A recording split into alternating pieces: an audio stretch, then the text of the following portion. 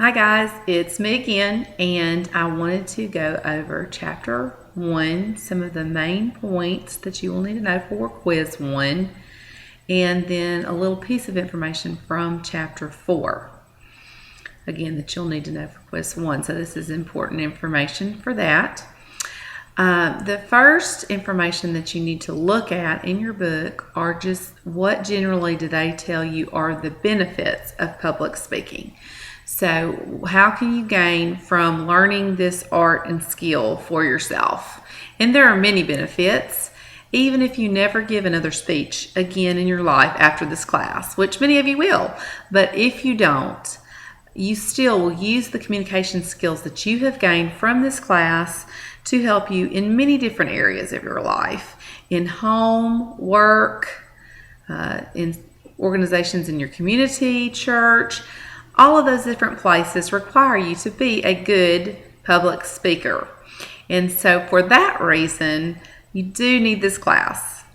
And so just begin telling yourself that you are going to learn some things that are really going to benefit you in the future while taking this class. They also talk about the communication process in this chapter, and that is important. It's a very basic process. I'm not going to go over that step by step with you. Just look at that in your book. But you will, of course, need to know that for the class and for the quiz. So that's a hint for you to look at that information. Next, I need you to think about reading your book and decide that you are going to be an ethical public speaker.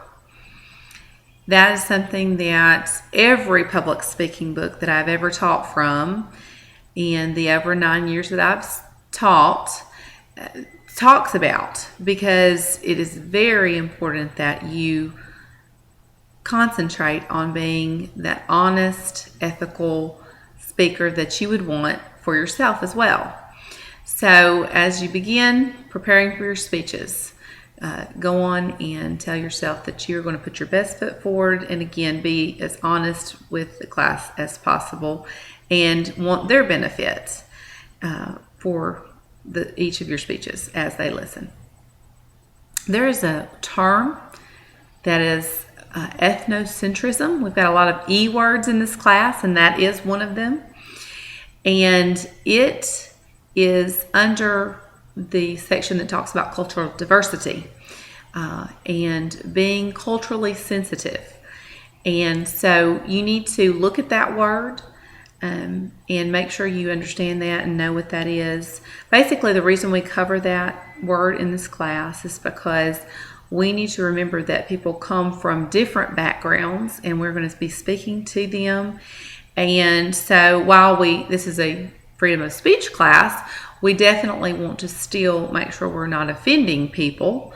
Of course, in your persuasive speeches, by the time we get to those, which seem a long way right now, but by the time we get to those, you will be stating your opinion about something. So others may not agree, but still, again, we need to be ethical and respectful in the way that we address all of our topics. And that is, again, something that you learn in this class, how to do that. So look at that word, understand the definition, and again, that'll be helpful for that first quiz.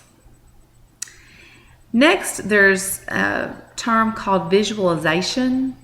This term is used in more than one way in the book and when speaking of public speaking. But I guess I will tell you both ways that it's used. That way you will know. First, you can visualize yourself being successful in your first speech. And that is very important as you go into each of your speeches. And while we're talking about that, your visualization of a successful speech should not be perfection, because none of us are perfect, okay? So many times students go in thinking they're going to be perfect, and anything other than perfection is a letdown to them, and they don't feel like they've done as well as they could have. Your definition of success should not be perfection, but rather that you have done some things well, that you have covered your main points, you've done your best, obviously, and that you do have some things to improve. But after that communication, public speaking experience, you now know some things you need to work on and are able to do that. And so that is also helping you to become more successful for future speeches. So remembering all those things for quiz 1, I have not covered every single thing that will be on quiz 1. Remember, you can use your entire book and outside materials. It's open note, open book quizzes for the quizzes. So if you don't find something immediately, then just make sure to check out some other places in the book, but most of it will be covered from the chapters that are listed. So I hope this has been beneficial for you, and I'll give you another update soon for quiz 2. See you soon. Bye-bye.